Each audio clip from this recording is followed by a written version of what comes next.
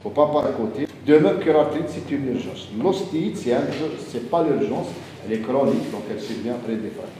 On va se baser surtout sur l'ostéomyélite aiguë. Donc le cours va être, on va dire, l'ostéomyélite aiguë hématologique. Donc, l'ostéomyélite aiguë. Elle frappe, comme on a dit, surtout les enfants. Et elle se développe près du genou. On dit qu'elle est près du genou, loin du coude. C'est-à-dire qu'elle n'est pas fréquente au niveau du coude, elle est fréquente au niveau du genou. Elle est plus fréquente. Donc en matière de fréquence, elle est 2 fois plus fréquente que l'arthrite. Elle se fait par voie hématogène. C'est-à-dire par voie sanguine. À la différence de l'ostéite. D'accord? Vous serez fixé. L'ostéite, c'est par contiguïté, après une fracture, après une intervention chirurgicale, on a mis du matériel, ça s'infecte et ça devient ostéite. Quelle est les définitions? Il y a un certain truétat qui rend la physiopathie de l'ostéomyélite due à une ostéothrombophlébite.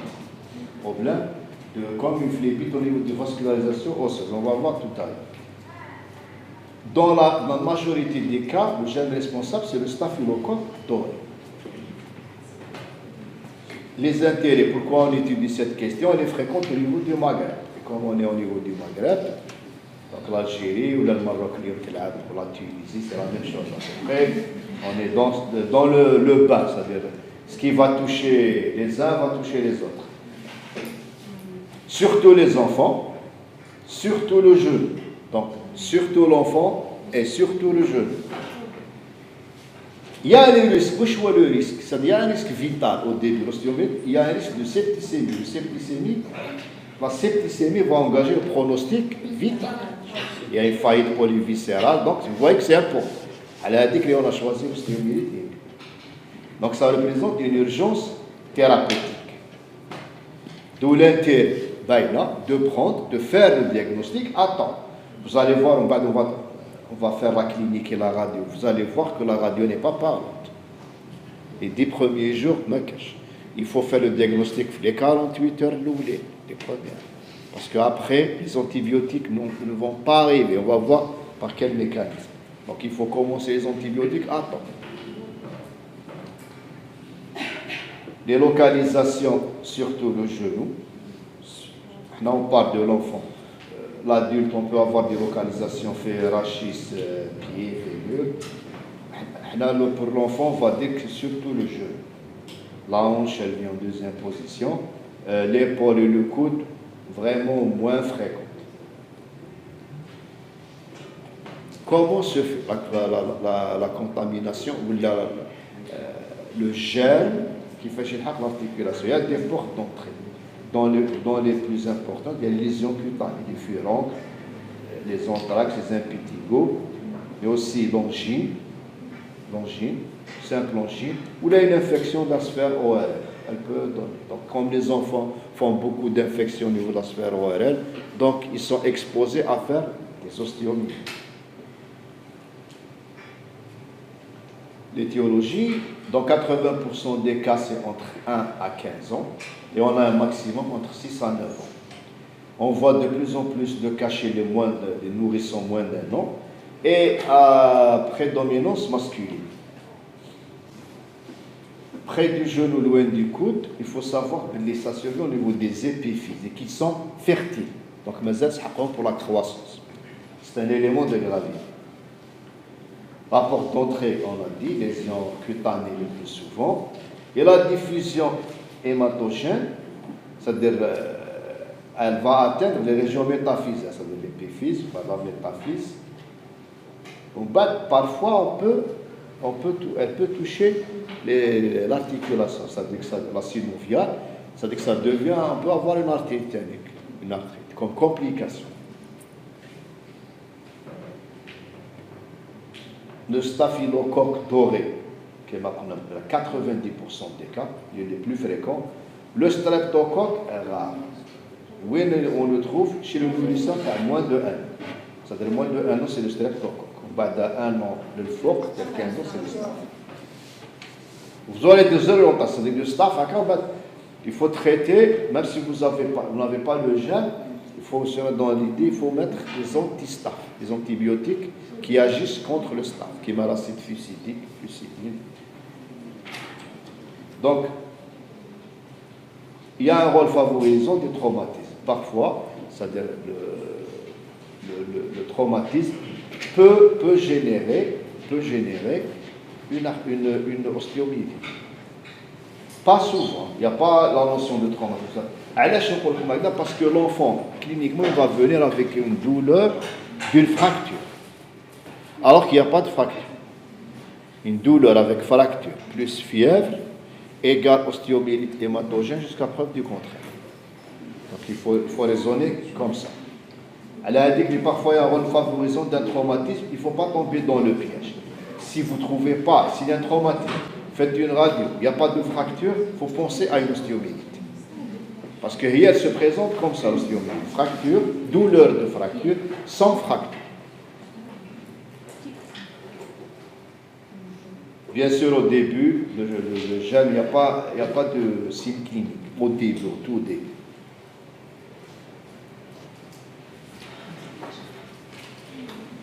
Donc, le rôle favorisant, c'est après un traumatisme. Donc, chez l'enfant, donc le réseau veineux qui est important, il peut se thromboser. Donc, une infection quelconque peut se développer. Donc, quand il se thrombose, donc il y a la pullulation microbienne qui se fait à ce niveau, et on va avoir cette infection. Donc, les germes captés par le système réticulo-endothélial, qui est très abondant au niveau des métaphyses.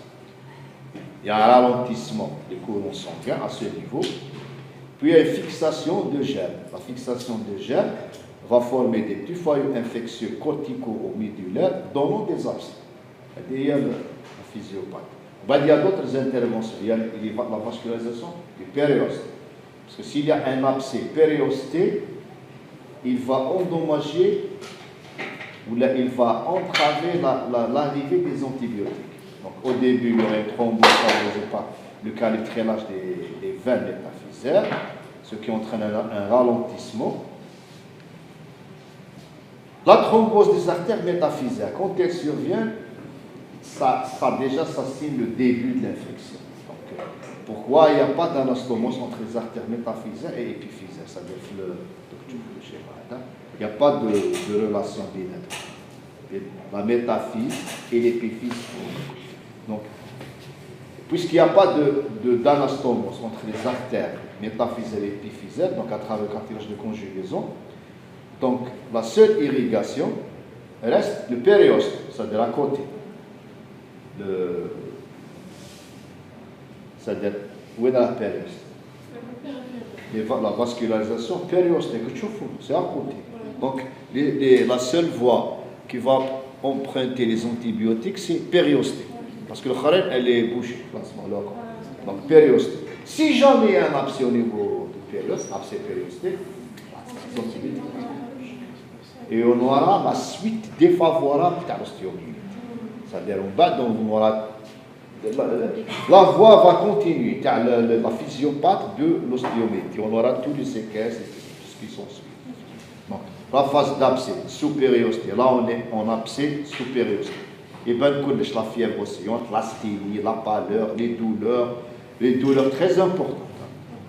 Et les signes locaux, ça commence. L'œdème, l'inflammation, rougeur, chaleur locale. Bien sûr, tous ces signes orientent vers un abcès ou un problème infectieux X à rechercher, à voir. Donc là, ça devient par la phase d'abcès sous périosté, c'est pas classique. Là, il faut faire les. On va te à la radio. Parce que la radio là, elle est muette. Donc, quitte cette situation, on a deux possibilités. Si le périoste est bien collé, ça dit qu'il n'y a pas d'abcès.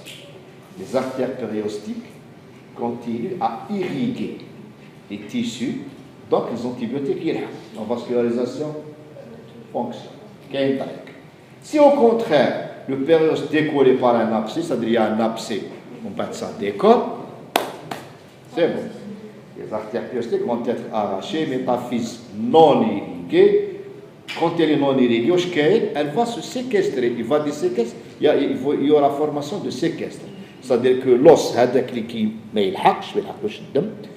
il va être nécrosé comme une carie dentaire.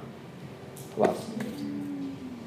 L'os est nécrosé, séquestré, ça devient un séquestre qui n'aura pas le rôle d'un os normal. Donc là, il faut opérer, il faut peut-être l'enlever, il faut nettoyer, il faut faire beaucoup de choses.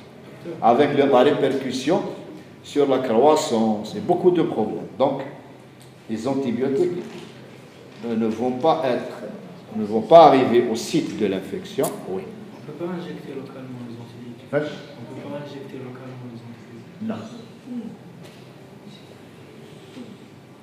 D'ailleurs, les antibiotiques, c'est pas une général, il faut avoir une bactérie efficace.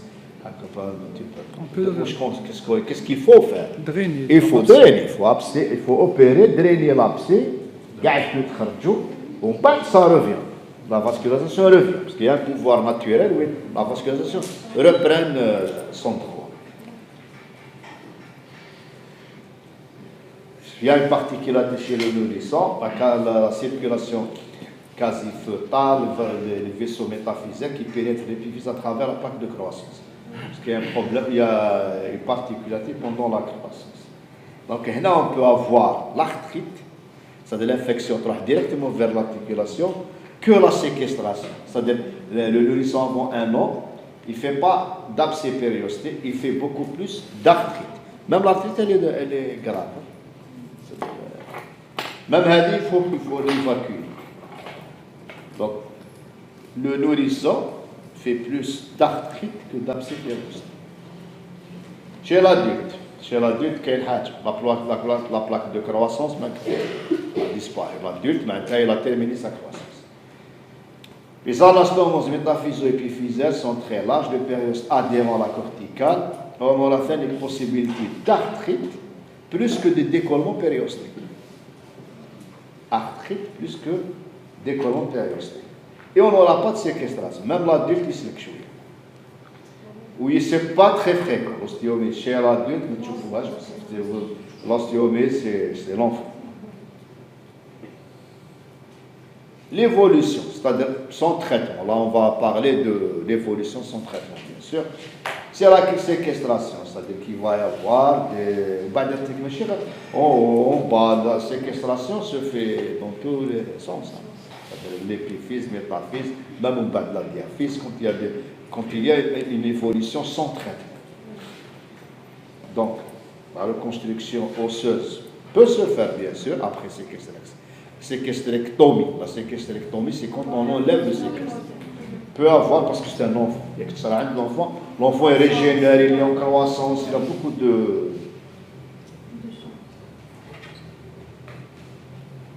Ah, il est qu'une image, vous voyez donc le séquestre d'acromie, il prend presque la moitié de... Il faut l'enlever, il faut reconstruire, beaucoup de travail. Donc vers la phase d'état, avec séquestration, et on va avoir une reconstruction osseuse qui se fait lentement. Sur la radio, comme vous êtes en train de voir, il y a un aspect en coca, des épicismes périostés et corticales. Donc c'est l'aspect qui ne trompe pas. La radio, c'est séquestre. C'est après une ostéomyélite.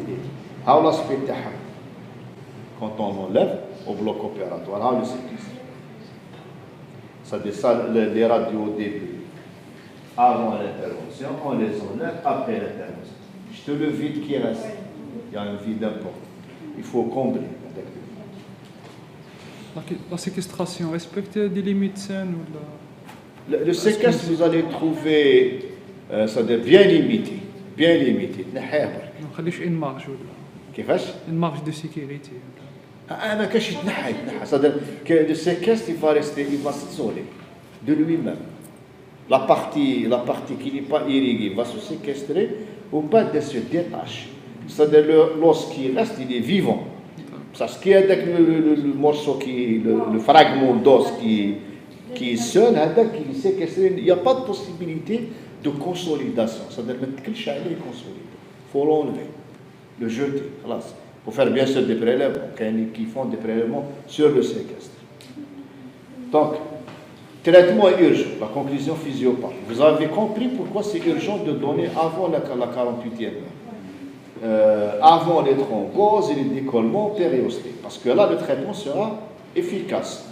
Les antibiotiques, ils font par la vascularisation périostée. Maintenant, si on ne met pas le traitement à temps, la phase de l'abcès périosté, là, on rentre dans la problématique de l'ostéomyélite. Ça va marcher, l'évolution va se faire comme on l'a vu tout à l'heure. Donc, pour le chercher un abcès périosté qui sera vite, c'est-à-dire il faut l'opérer, il faut le drainer, l'abcès, rapidement, pour éviter la séquestration. Sur le plan clinique, on prend l'extrémité inférieure du fémur, c'est l'ostéomyélite de l'extrémité inférieure du fémur. Les signes sont pas. Il y a les signes fonctionnels, la fièvre 39-40, des frissons. Quand on a des frissons, quand on a une température à 40, il faut faire des hémocultures pour avoir le gène exact. Bien que, si vous n'avez pas trouvé si vous ne trouvez pas le gène, ou si vous n'avez pas les moyens de faire des hémocultures, il faut lutter contre le staph. Un traitement antibiotique double anti-staph. Il y a les céphalées aussi, épaisses de l'état général. C'est-à-dire vous allez avoir un état général artériel. L'enfant de ses beaux angine, angine, fièvre, asthénie, céphalée, douleur de fracture sans fracture. Là, on s'oriente vers un problème infectieux osseux, surtout quand ils vous montrent le genou indénasté. Donc, les douleurs vives. C'est des douleurs qui ont pas de fracture sans fracture. Localisées, pulsatées. C'est-à-dire localisées, ou le place. Qui est le place, au début, l'échographie, vous allez suivre par l'écho. Voir l'abcès supérieur siciliformé ou par la radio, il n'y a rien du tout. Les 10 premiers jours. L'examen du genou fait très prudent. On a des douleurs métaphysaires. On bat de clinifier chaud tout le Bataclan. Mobilisation libre, il faut rechercher une porte d'entrée. Cutanée ou la sphère ORL surtout. Ça peut être autre chose. Hein. Mais les deux principales, c'est cutanée ou les infections de la sphère ORL. L'examen radiologique. Donc, au début, pas de lésion physique. À 10 jours, vous allez avoir des réactions périostées, des ostéolyses, l'aspect, ça c'est typique. Donc, réaction périostée, ostéolyse, aspect mouche. C'est un aspect bien, si vous... C'est pas un os normal, ce que je vous fais, c'est pas un os normal. Hein? C'est pas un os normal. Même l'aspect pommelé, les réactions périostées, tout ça, ça oriente vers une ostéolyse. La même chose, les radios elles sont pas... Ça a dit, mais je suis premier jour, deuxième jour. C'est bien après. Après 10 jours, il compte la fracture. Donc, la clinique, c'est un tableau aigu de fracture sans lésion osseuse visible. Fébrile, je fais fébrile, qui compte douleur osseuse, sans fracture, avec une fièvre, premier diagnostic ostéomyélite. Donc, compléter l'examen, bien sûr. Quand on examine un enfant, il faut examiner tout. À genou, il faut voir la cheville, la hanche, le membre contrôle latéral, le reste de l'appareil locomoteur, et l'examen pulmonaire, il faut voir est-ce qu'il n'y a pas une infection, est-ce qu'il n'y a pas une angine, est-ce qu'il n'y a pas une pharyngite, sphère orale. Il faut l'examiner quand même, est-ce qu'il n'y a pas une porte d'entrée, parce qu'il faut traiter tout en même temps. Ça, l'ostéomyélite, elle est urgente, ça, il faut les traiter. La biologie, ça aide la biologie, parce que qui la radio, il n'y a rien au niveau de la radio, donc au moins la biologie. Hyperleucocytose, par exemple, c'est les blancs qui sont montés, VS accéléré, CRP, CRP, elle peut être normale, elle peut être normale. Donc, ça veut dire qu'une CRP normale, il ne faut pas éliminer un processus infectieux osseux type ostéomyélite. Donc, ce n'est pas un critère important. Le CRP normal, ça veut rien dire. L'essentiel, pour avoir un diagnostic, c'est faire des hémocultures au pic. Tu vois 39, 40, vite les flacons de castagne dans le sang. L'hémoculture. La biologie. Quand vous pouvez faire, quand vous êtes, c'est-à-dire au bloc, les antibiogrammes, c'est vous avez du pus, un liquide, louche, non, là vous faites ce qu'on appelle un antibiogramme, c'est-à-dire tester les antibiotiques pour savoir quel est l'antibiotique qui réagit. C'est-à-dire où est la sensible, où est la sensibilité la plus élevée, vous le donnez. Conduite à tenir. Faire une radio de genou face plus profil, au début ça ne donne rien, mais il faut la faire. Il y a une notion de trauma. Il faut faire, parce que c'est médical, surtout quand il vous dit que j'ai mal, il y a une douleur, donc vous faites la radio juste pour éliminer. L'échographie qui a une importance capitale. Tactique les abcès, tactique liquide, tactique la localisation, tactique couche. Donc le diagnostic précoce, l'échographie, c'est un diagnostic précoce. Ceci dit, même si échographie, vous avez suspecté l'alerte par voie parentale pour être efficace. C'est-à-dire qu'il faut une hospitalisation. Il faut 39 degrés, 40 douleurs de fracture sans fracture, il vaut mieux l'hospitaliser. Et comme ces antibiotiques, on va t'arrêter. Est-ce que ça quand on est ostéomyélite ou non? Maintenant, même s'il n'y a pas, vous n'aurez rien perdu parce que déjà,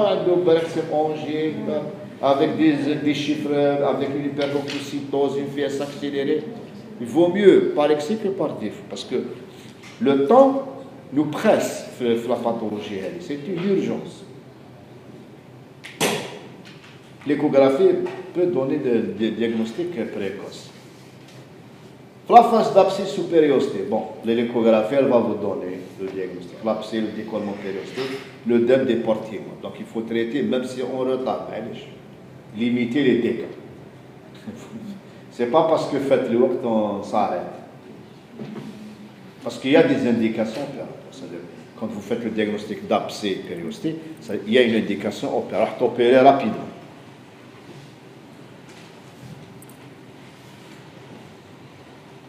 L'IRM, mais il ne faut pas s'attendre à faire des IRM, l'échographie suffit. Donc l'IRM, si vous avez la possibilité, vous êtes dans un endroit où l'IRM, elle va vous donner avec beaucoup d'éléments. L'abcès des parties mortes, avec des affaires. Là c'est le diagnostic de certitude. Si vous avez, pour le germe, si vous pouvez faire une ponction en ramenant du pus, à l'antibiogramme, c'est le diagnostic de certitude. Vous avez le germe, vous avez l'antibiogramme, vous avez tout. La scintigraphie osseuse, elle n'est pas spécifique. Il y a beaucoup de gens qui la font. Il y a une hyperfixation. Elle peut orienter soit l'infection, la tumeur, pathologie inflammatoire, donc elle n'est pas spécifique. Scintigraphie osseuse, vous avez des hyperfixations précoces. Ça soulève le diagnostic. Il y a voilà, c'est possible qu'il y ait une infection. Mais pas que ça. Il peut y avoir une tumeur, il peut y avoir une pathologie inflammatoire X. La même chose. Diagnostic différentiel, c'est-à-dire discuter quoi avec. C'est-à-dire si vous avez une douleur, quel diagnostic vous allez discuter? Hein? Si vous avez une douleur avec fièvre. Il y a des diagnostics. Mais bon. La douleur, elle n'est pas assez importante. Qui est pas le RA, le rhumatisme articulaire aigu. L'erreur qui dit le RA, c'est que si vous allez donner des corticoïdes, c'est pas vrai.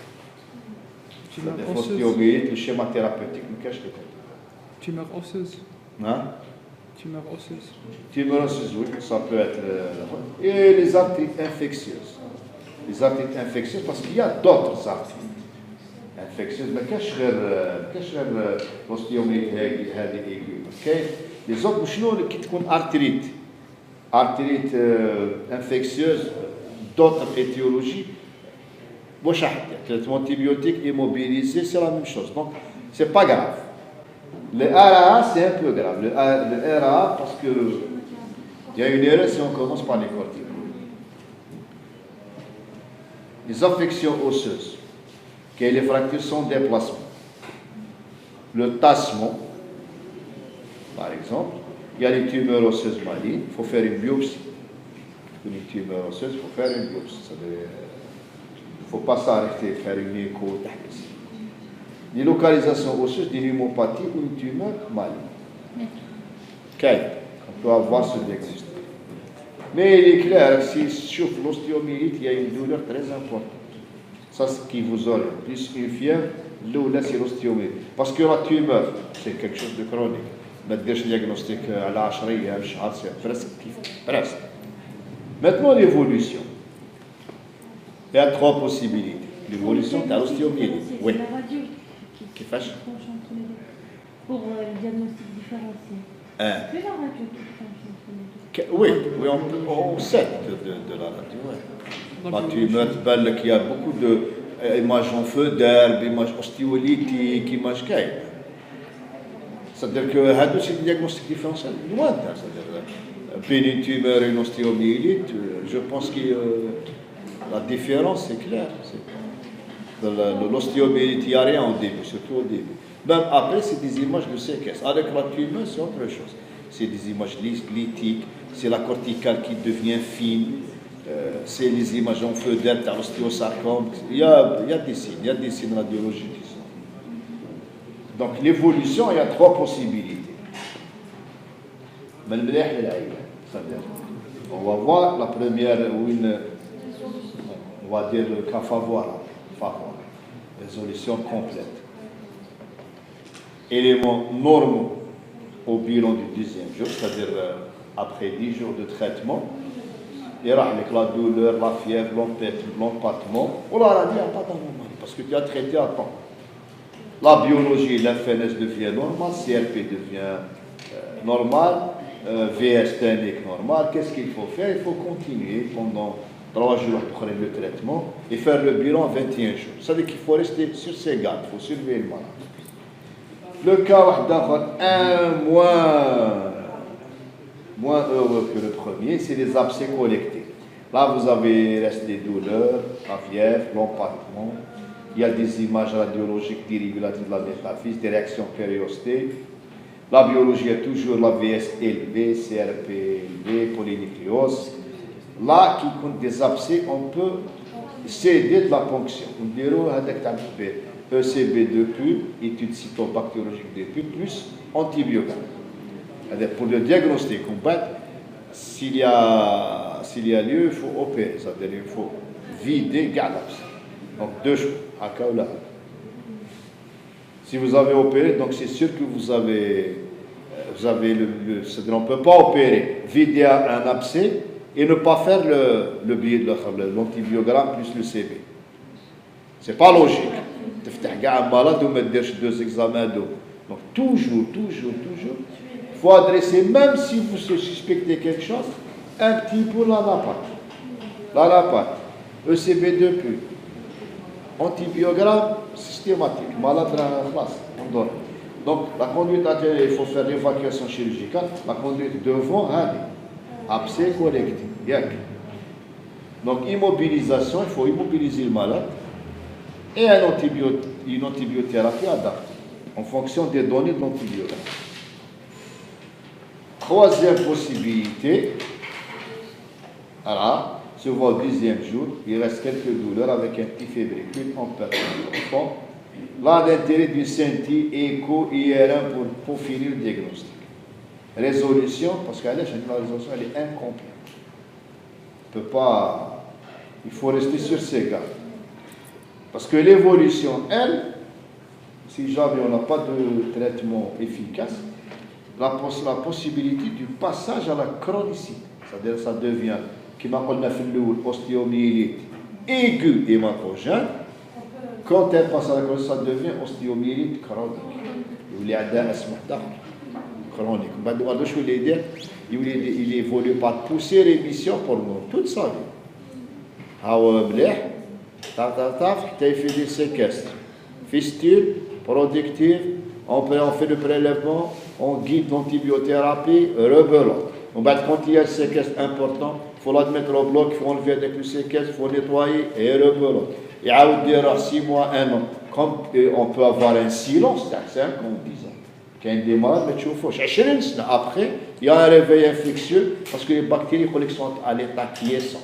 Alors, au moindre facteur déclenchant, ça se réveille et ça se déclenche. Donc, c'est des images à long terme passage lacrosique. Il y a des fistules qui sont productives, on les appelle fistules productives, quand elles produisent du pus, qui sortent du pus, productives. Elles s'assèchent. Nous appelons des trajets fistules, trajets, briques. Parfois, c'est des fistules productives, parfois, elles sont non productives. Tu vois les stigmates qui touchent la peau, voilà, il est, quand il a une fistule, quand elle est productive, tu vois, c'est clair. L'évolution toujours phénique, c'est surtout les réactions périostatiques, c'est surtout les séquestres. Les séquestres, c'est des fragments d'os dévitalisés, parce que la vascularisation n'arrive pas. Donc, ils seront dévitalisés, qui sont la carie dentaire. Oui. Hein? Question?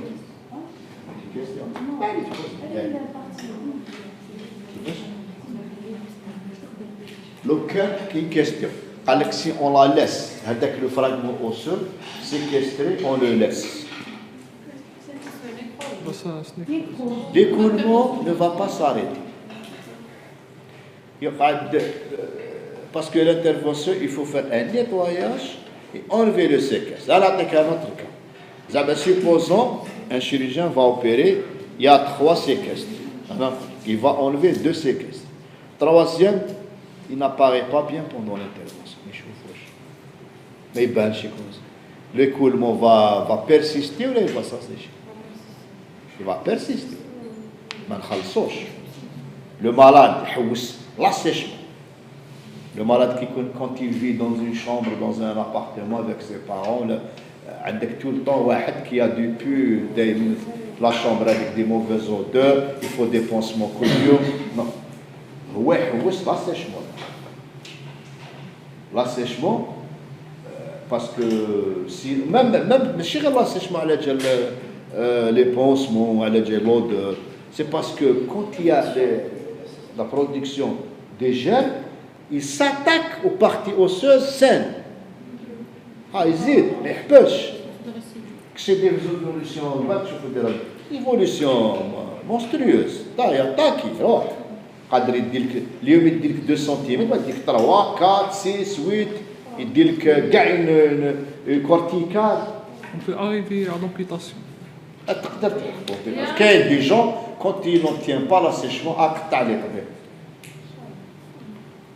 باش نتهنى ندير ابارياج ونكمل نعيش كيما نعيش شويه مليح باسكو يلو مار هو المرض كل يوم يتوسبيتاليزي باسكو كاين دي زوستيوميت كرونيك وين اون لو فوا اون فوا بار 2 ans 3 ans بصح كاين واحد اخرين تولي سي مو عندك في لا كونسلطاسيون في لا اوسبيتاليز او نيفو دو سيرفيس سيبتيك سي با اون في من بعد يقدر يخدم يقعد غير يعس هاو خرج هاو ما خرج هاي تشفت هاي ما تشفت نهار كامل هو في لي زونتيبيوغرام هاو تجيب الشري فيسيتين شري اوغمونتان شري هذا سي با اون في وبعدين اللي يقول لك هو يقول لك كومبيتاسيون سي فري Les fistules, quand Oui. elles sont pas productives, on les appelle comment?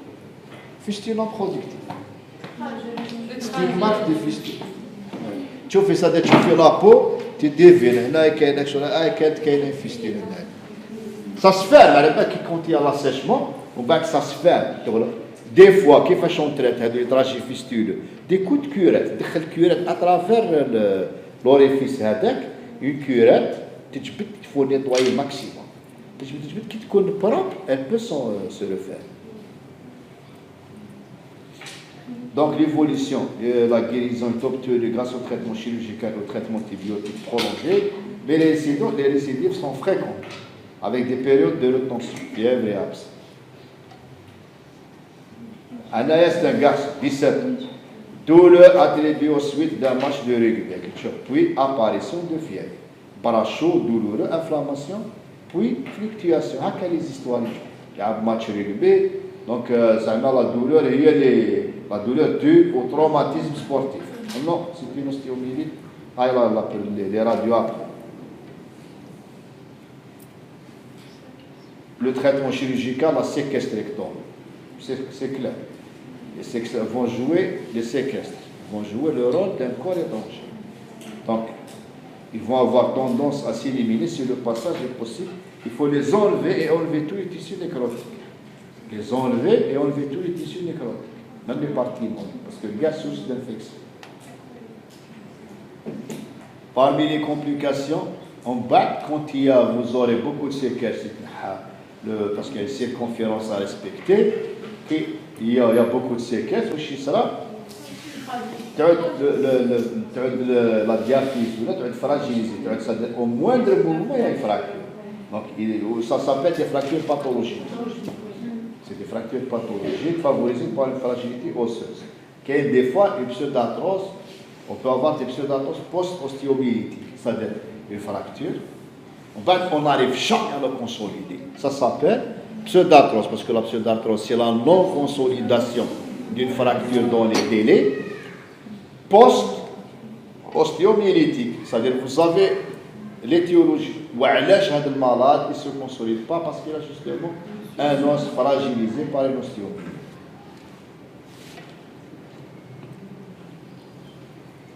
Quel est le terme de pondiaphysite? C'est quand l'infection intéresse garde. C'est problématique. La pondiaphysite, le pseudarthrose post-ostéomyélitique, souvent favorisé par une séquestrectomie abusive, ou spontanée, et surtout en cas de pondiaphysite. Pondiaphysite avec la diaphyse de l'organe. Infecté, donc os vraiment fragilisé, donc c'est la pseudarthrose à coup sûr. On a peut-être discuté la complication. L'atteinte de la plaque conjugale est classiquement rare. Elle peut donner lieu soit à une négative de longueur ou une déviation axiale. C'est-à-dire que vous avez l'os qui va prendre des angles pas normaux, des dimensions pas normales. Donc, qui m'a par exemple à droite, c'est le radius, l'épiphysiothèse au niveau de l'extrémité inférieure, fracture secondaire. Mais le hic, c'est un fémur qui est raccourci. Donc, la raideur articulaire, on peut avoir des raideurs. Quand il y a le siège métaphysaire, la bouche chirurgicale multiple, quand on opère et on opère et on opère, on finit par avoir des rétractions, donc des raideurs. Les raideurs, c'est la limitation de l'amplitude articulaire. Un genou, au lieu de faire 0, 140, tu vas dire moins 20, 60. On va dire des fils coursés. On va dire des toilettes anglaises. Ça, c'est les répercussions dans la vie de tous les jours.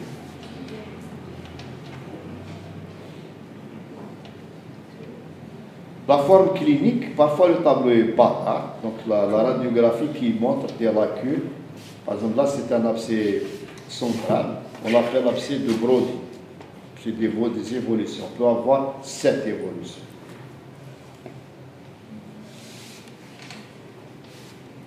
Toujours abcès de Brody dans une autre localisation.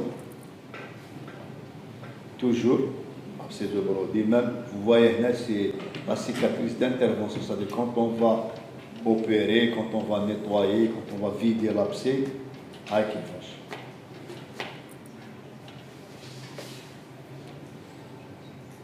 Il y a une possibilité à plusieurs localisations.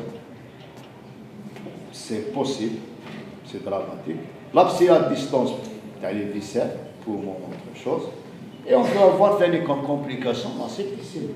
La septicémie, ça engage pronostic vital, donc on ne parle plus du fonctionnaire, ça devient un pronostic vital qui est mis en jeu. L'endocardite, il y a la complication locale la plus importante, c'est la pondiaphysite. Quand il y a une atteinte, il y a la diaphyse. كما هذه باغ اكزومبل هي شوفوا كيفاش راه يقولوا كاع l'extrémité supérieure.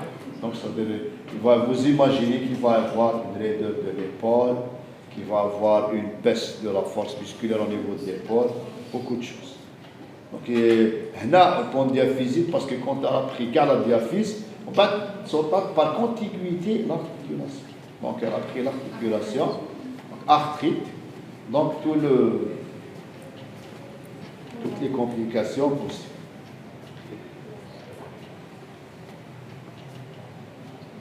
Quand il y a une atteinte à cartilage conjugué, on peut avoir une épiphysiodèse. C'est-à-dire, soude, cartilage de conjugaison, GA, il va se souder, donc la croissance ne se fait pas, elle se fait dans des conditions anormales. Donc, la croissance, elle va prendre un coup fin. Autre complication locale, c'est les atteintes cutanées, c'est-à-dire tellement donc les fistules productives ou assez chimiques, ça peut donner des fistules interminables dues à cette ostéite chronique ou des lésions cutanées. Il faut les traiter à part. Est-ce que vous avez des questions jusqu'à présent? Pour passer au chapitre théâtre. Séquestrectome 1. Il y a une technique, pour les séquestrectomes, c'est chirurgical. Pour suivre les tissus nécrosés, dévitalisés, il y a l'épreuve du bleu de méthylène. C'est-à-dire on injecte du bleu de méthylène avant d'opérer. Il faut enlever les séquestres, et toute la zone colorée en bleu. Parce qu'il y a une réaction chimique entre les zones infectées, ils vont prendre la couleur bleue, ils vont absorber le bleu de méthylène. Ça aide, c'est une méthode pour qu'on est sûr qu'on a enlevé tous les tissus infectés, tout ce qui est infection. C'est l'épreuve de bleu de méthylène. C'est fait. L'anesthésie locale. Qu'est-ce que ça veut dire? Sous anesthésie locale ou bien générale? Ça dépend de ce que vous allez opérer. Pas que vous allez opérer un fémur, un genou. On peut la faire sous rachi-anesthésie. Rachi-anesthésie. On peut la faire sous ALR, anesthésie loco-régionale. Quels qui vous font des blocs, ils bloquent grêlement. Ça revient au médecin réanimateur. C'est lui qui décide. Bien sûr en concertation avec le chirurgien. Ou l'anesthésie générale. Parce que chez l'enfant, on ne fait pas de loco-régionale. Chez les enfants, ils font beaucoup plus des âges des anesthésies générales. Donc on enlève la partie dévitalisée, c'est tout. Et on nettoie, on fait des prélèvements. Et on laisse... Parfois, quand on enlève, quand il y a des techniques, c'est quand vous faites chirurgie orthopédique, il y a les greffes osseuses, il y a les méthodes de masculer, on met du ciment, on enlève, on greffe secondairement. Il y a des techniques. Les pseudarthroses, il y a des techniques, il faut mettre des fixateurs. Il y a des techniques pour chaque complication. Quelle autre question? Le comblement se fait. Il y a plusieurs techniques. Si vous prenez la technique de masculer, il met du ciment. 45 jours après, quand il y a l'assèchement, les parties sont bien organisées, on enlève le ciment et on met une greffe spongieuse, greffe osseuse à partir de la bombe. La bombe d'osseuse, on n'a que les têtes fémorales. Je demande à gens qui font pratiquer ça. La tête qui a vu, ils mettent les protèges. On ne l'achète pas. On ne cache pas qu'il y a une gouverna, il n'y a pas tout le monde qui est en propose. Donc on prend la tête, on prend le sponge à l'intérieur et on prend les tas de substances qui mettent le cheveu. Mais il n'y a pas que ça. Par exemple, quand il y a une pseudate, ça veut dire une facture qui conçoit, il faut mettre du matériel. Généralement, c'est des fixateurs externes. Donc les fiches reliées par une barre. S'il y a plusieurs techniques. Et la greffe, elle va nécessiter des corticoïdes, ça va pas. Là, La greffe, elle va nécessiter aussi des corticoïdes.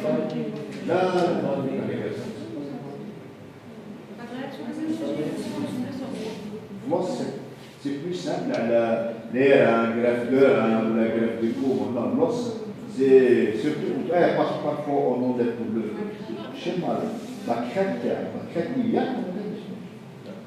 Quand on a besoin de grandes quantités, ça ne va pas suffire la crête. On met la tête chez moi, la banque douce. Z, c'est bon, tout est clair. Parce que le chapitre le plus important, c'est ça. C'est la physiopathe, c'est un peu compliqué, mais on arrive à cerner le problème. On passe au traitement. Le but, qui est malade, pour éviter le passage à la crainte. Il faut être à temps, il faut arriver à temps, donc il faut éviter, c'est-à-dire il faut casser la chaîne de passage vers l'abcès périosté ou rapidement, surtout rapidement, stérilisant. Il faut stériliser rapidement les foyers infectieux. Ici, le passage donc à la chronicité qui survient dans 35% de cas survient suite à un diagnostic tardif. C'est ça. Donc, en présence d'une ostéomyélite chronique, le problème est celui de la séquestrectomie. Quand faut-il la réaliser? Ça, je pense que ce n'est pas pour vous. Bon, à partir du 3e mois, les séquestres délimités, si la réaction périostée est continue, la séquestration peut être réalisée sans risque. Elle donnera lieu à l'arrêt de la suppuration. Donc, la séquestrectomie, la chronicité, il y a des temps à la fin. Donc, quand il y a les séquestres qui sont bien libres, ou le cul, il faut y aller, il ne faut pas hésiter. C'est le moment. Maintenant, les moyens. L'antibiothérapie, par voie parentérale et double. Je fais un mlèche. Ce n'est pas dire que l'antibiotique t'appelle au foutage sachet. Non, il faut qu'il soit hospitalisé. Antibiotique double, anti-staph majeur, c'est-à-dire qui m'a la suicide et qui est connu pour être des antistaties prolongues, commentaires. Ça, même il faut se fier à l'antibiotique. Parce que tu as un staph qui résiste à l'acide fucidique, il ne faut pas en donner. Donc, l'évolution locale de la VS et de la VS, il faut la surveillance, c'est la VS surtout, et l'état clinique. Bien sûr, si vous n'avez pas l'antibiogramme, il y a l'hémoculture. L'hémoculture, il faut la faire quand vous avez la possibilité de la faire. Parce que je sais que ce n'est pas partout on peut faire l'immobilisation. Elle est essentielle. Alors, mais quand vous avez une ostéomyélite aiguë, il faut immobiliser. Le monde hâte. Hein? À viser ontalgique au début, parce qu'elle a toute arthrite, même ostéomyélite. Quand on n'immobilise pas, on augmente les risques de passage à la chronique. C'est-à-dire que quand il y a des mouvements, il y a toujours des flux qui se propagent. Ou technique dans un but on tâche.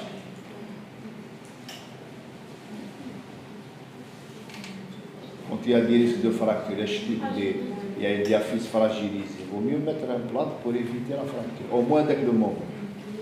La chirurgie consiste au drainage d'un abcès supériosté ou d'une trépanation au cas d'abcès intramédullaire. Trépanation quand on met un trop niveau de l'os, qui va l'hématome sous-dural, extradural. Vous savez, neurologie. C'est l'hématome extradural, c'est comme ça. Il faut l'os, quand il y a un abcès de produit qui m'a dit il faut trépaner pour évacuer avec lui. Ou là, l'abcès supériosté, il faut inciser l'abcès supériosté. Donc, dès la suspicion pratique, avec suspicion d'une ostéomyélite aiguë, l'enfant est hospitalisé, bien sûr, on l'hospitalise, et, oui madame, monsieur, hospitalisé dans un milieu médico-chirurgical, donc antibiothérapie par voie parentérale, s'il existe un abcès confirmé par une échographie de l'incision en urgence. En l'absence de signes évidents d'abcès, c'est l'évolution sous antibiotiques qui va guider le geste thérapeutique. Si l'affaire persiste au-delà de 48 heures, il existe un abcès supérieur ou intramédullaire, il faut opérer et réaliser souvent une trépanation à minimum. Donc, il faut guetter l'abcès, soit abcès médulaire, intramédullaire, soit supérieur. Trépanation ou l'incision simple, bien sûr avec une toile. L'échographie, en principe, ça donne le diagnostic. L'échographie, elle est très performante. Donc les antibiotiques jusqu'à normalisation. Bien sûr, après maximum 6 semaines d'antibiothérapie intraveineuse, il faut passer par voie orale. On a l'infection osseuse. Il faut se souvenir d'une chose. Mais c'est qui met l'infection des parties molles. Là, en orthopédie, on a peur de l'infection osseuse. Parce qu'elle dure toute la vie. Un jour, toujours. Donc, on a de la bouche. Donc, quitte qu'on la première fois, il faut aller jusqu'à 3 mois d'antibiotiques. Bref, que ça avance. Mais pour le toucher avec la prescription d'antibiotiques et prescription exagérée ou la sans raison, non.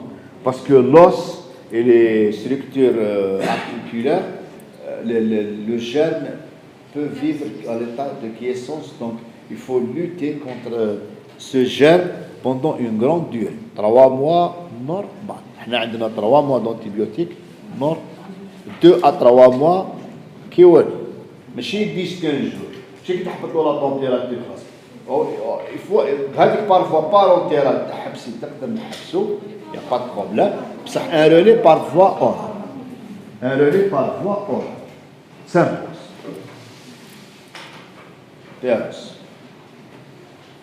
Pour le traitement chirurgical, on va répéter. L'ablation des séquestres, le curetage de tous les tissus infectés et le sang que l'os. C'est-à-dire curetage, c'est la cure. Qui fait l'épreuve de bleu de méthylène. Elle n'est pas obligatoire, mais ça aide. L'épreuve de bleu de méthylène, tu attaques les tissus infectés, tu le curettes, tu le bleu, il classe la couleur bleue, classe la.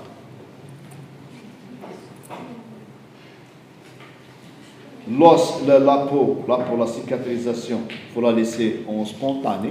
C'est-à-dire qu'il ne faut pas utiliser des greffes, des slomboles, il faut laisser, elle cicatrise de manière spontanée. On appelle ça la cicatrisation dirigée.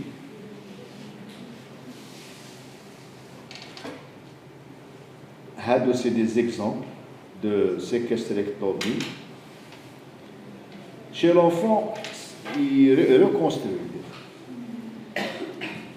شوفوا كيفاش هذا إلا كي séquestrectomisé. شوف à 15 jours كيفاش راهي. Je dois 45 jours. C'est un peu spectaculaire. Parce que c'est un enfant. هذا l'aspect péropératoire. هذا c'est une presque pondiaphysie. C'est l'image opératoire. حاجة c'est pas exercice. ها تشوفوا l'image اللي من هيك. La seule, اللي راهي seule. Là, vous avez un os continu. Il a eu le séquestrectomie qu'il faut. L'évolution spontanée, sans qu'on mette de greffe, parfois, parce que c'est pour ça qu'il faut suivre le malade. Il faut le suivre. À quel moment il faut faire la séquestrectomie, à quel moment il faut greffer. Il n'y a aucun effort de reconstruction. Là, il faut intervenir. Mais l'enfant, il fait toujours. Il fait le remodelage de la reconstruction. L'image lumineuse, je te fais quelqu'un invite de faire carte proximale, invite, cratère, ou pas il est complet. Ça, c'est l'aspect opératoire. L'intervention qui te commande, c'est ça ce qu'on appelle la cicatrisation dirigée. Qui fait que l'image week-end bourgeonnement, c'est ouvert. Cicatrisation dirigée, ça veut mettre des pansements avec des pommades colloïdes, des cicatrisants. À la fin, presque, est fermé complètement. Presque. Avec chouïa, il va cicatriser. Quelle des localisations qui a le poignet? Il y a le poignet parce qu'il a été pris à temps. Donc à 5 mois, il n'y a pas de trace. Quand on le prend à temps, traitement précoce, on peut sauver la fonction, on peut sauver le malade, c'est-à-dire le segment du membre qui a été atteint. Donc en conclusion, l'ostéomyélite aiguë, donc pronostic amélioré par le traitement antibiotique à temps. Traitement antibiotique à temps, 48 heures. Il est d'autant meilleur que le traitement est commencé précocement, c'est-à-dire l'intérêt de penser à une ostéomyélite aiguë lors de tout examen d'un enfant fébrile avec douleur et de la traiter en moindre doute. Donc en moindre doute. Il y a ça. Parce que là, parce que là, la radio, la radio, les 10 jours, rien du tout. Elle n'est pas parlée.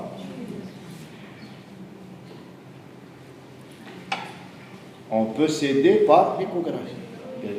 Un diagnostic clinique précoce aidé par l'échographie. Le traitement chirurgical est en urgence quand il s'impose, surtout pour vider les abcès.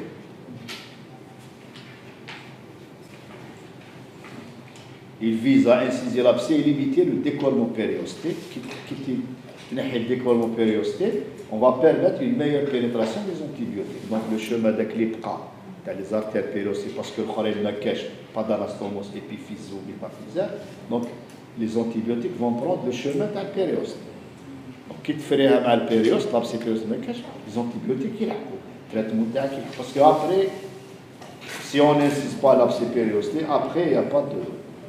Donc on va voir que maintenant à l'ostéomyélite, quelques mots à l'ostéite chronique ou la. Donc, la différenciation entre ostéite infectieuse isolée et ostéoïde est extrêmement difficile. Avant, quand on peut faire la séparation entre ostéomyélite et ostéite, même dans le cas, certains de nos confrères qui ne font pas la différence. C'est-à-dire ostéite, ostéomyélite. Alors que ce n'est pas la même chose. Donc, cependant, certains auteurs réservent le terme d'ostéite aux ostéites infectieuses post-opératoires ou post-traumatiques. Ostéite, c'est post-traumatique, post-opératoire.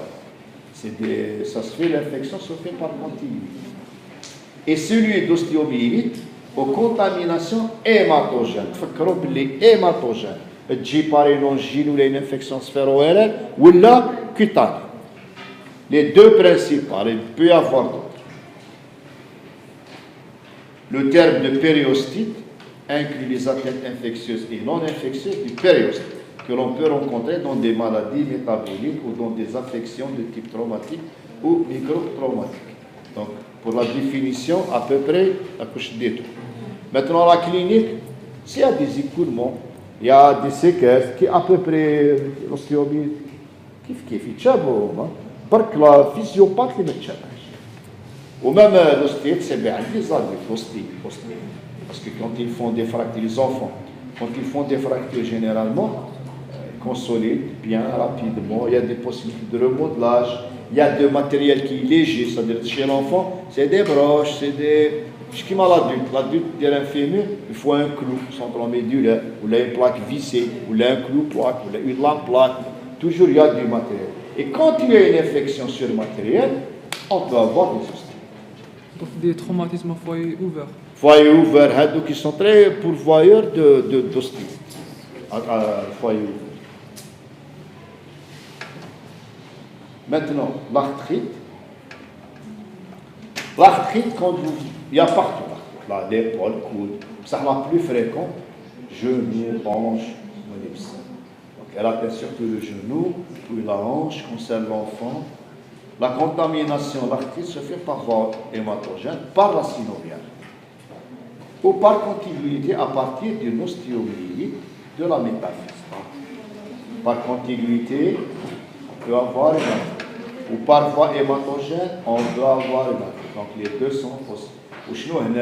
L'infection, c'est dans l'articulation du genou, du coude, de la hanche, de l'épaule, derrière l'articulation. C'est ce que je dis à لازم يكون depuis l'articulation à la synoviale. L'atteinte des cartilages est très précoce, donc la diffusion se fait rapidement aux épiphyses voisines. Ça, c'est quand elle se complique. Donc l'épanchement articulaire, ça ne dit plus dans l'articulation. Sous tension, il suffit de créer des compressions vasculaires et des lésions disquiques. Donc il y a l'article, il va avoir des complications. Il faut rechercher bien sûr la porte d'entrée, puisqu'elle se fait par voie hématogène. Donc tu qui m'a aussi. Les signes cliniques, c'est l'importance fonctionnelle, c'est-à-dire qu'on a fait du genou ou de la hanche, malade ne peut pas marcher. Soit béquille, soit une civière, raideur de l'articulation, alors que l'ostéomyélite, elle est libre. L'arthrite, il n'y a pas de liberté, il n'y a pas de mobilité normale. La mobilité, elle devient douloureuse. Même quand on essaie de mobiliser, c'est examiner. L'amplitude articulaire de genou, il ne te laisse pas faire. Il ne te laisse pas faire. La biologie, bien sûr, est perturbée, comme dans l'ostéomyélite. C'est-à-dire, il y a la pièce comme accélérée, CRP positive, hyperleucocytose, il y a beaucoup de choses. Là aussi, il y a l'échographie qui vous donne le diagnostic. L'échographie, parce que l'échographie, elle est باش تقول لك liquide, solide, très performant. تعطيك même les dimensions. Ça, c'est l'arthrite. Et parfois, il vient avec une boîterie, on va s'orienter vers une arthrite des genoux, la hanche. Quand vous allez examiner, la même chose. Vous allez trouver l'articulation intéressée par l'arthrite, l'infection, c'est bien limité, douloureuse, même à la palpation, elle est douloureuse. En bas, il n'y a que le drainage chirurgical, c'est-à-dire même la ponction, en bas, il y a des variantes, il y a des techniques. C'est-à-dire il y a des fois où la synoviale est malade, il faut faire une synovectomie, c'est-à-dire enlever la synoviale et l'envoyer à la part. Il peut y avoir un diagnostic sous-jacent. Ça, c'est là. D'accord, donc on a terminé si vous avez des questions.